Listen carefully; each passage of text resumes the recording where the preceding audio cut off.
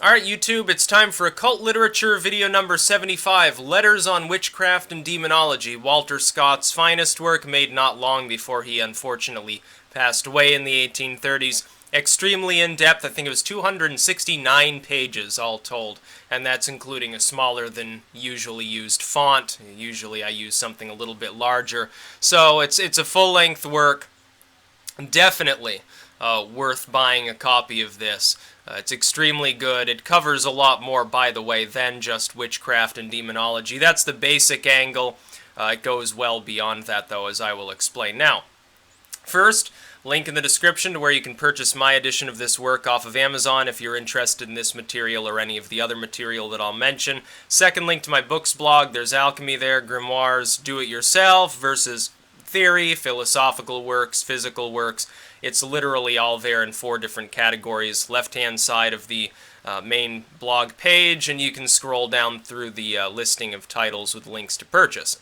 Now, Walter Scott is credited with essentially inventing the historical novel, which is quite an accolade. In his time, he was famous already. He died in debt, but he sold so many books that not long after he died, his estate was no longer in debt, which should be a testament to his writing capabilities. I was mildly amused at times. He has sort of a dry wit.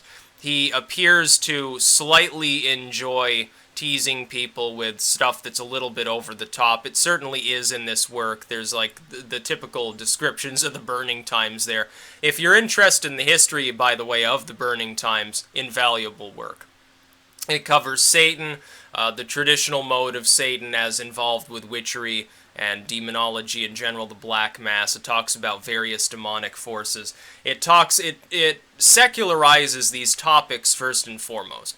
That is, it's more historical and philosophical. It's late Enlightenment era, so it is written from that mode of view. That viewpoint is everything's rational. The supernatural is real in a way, but it's more easily explained as some sort of mundane phenomena. These people living back in the medieval era or the Renaissance were just dolts. They didn't understand science, and that's basically where Walter Scott is coming from in this work. However, because of the number of different things that are actually covered, it's quite clear that his interest in the subject went perhaps a little bit past the academic. It talks about Elfland, sort of the idea of getting dragged off by elves or fairies for some nefarious purpose. It talks about fairies, banshees. It talks about everything from Scottish lore, English lore, basically anything under the sun as far as sort of the Judeo-Christian worldview of demonology or of witchcraft. It excoriates the Inquisition. It excoriates the general notion of people like King James, whose own demonology is still quite popular. Right now, you wouldn't believe it, it's one of my top 10 best-selling works on Amazon right now. You wouldn't believe how many people want to read about King James' version of demonology. This is perhaps a little bit less superstitious than King James I in his own writings. This is more of the academic side of demonology. It's a little closer to demoniality, honestly, than King James' work. It also mentions King James' work, which is quite funny. But, yeah, if you're interested in anything related to the sort of history of witchcraft, or certainly cryptids, it talks about more than just the banshees and the poltergeists and sort of the things that are loosely termed demons or conflated with demons by King James. Or you have to realize, in mentioning King James demonology, King James claimed, oh, well, the fairies are just demons. They just put on a different guise in order to lure people in. They're only manifesting themselves as beings that are nice and happy and less malevolent than, full-fledged imp or goblin or something like that. It talks about goblins. It's quite an interesting work. It's extremely dense. It's going to take you a little bit longer to read this than some of the other demoniality, certainly. King James Demonology, those are shorter. This is one of the full-length tracks on demonology that I've actually read.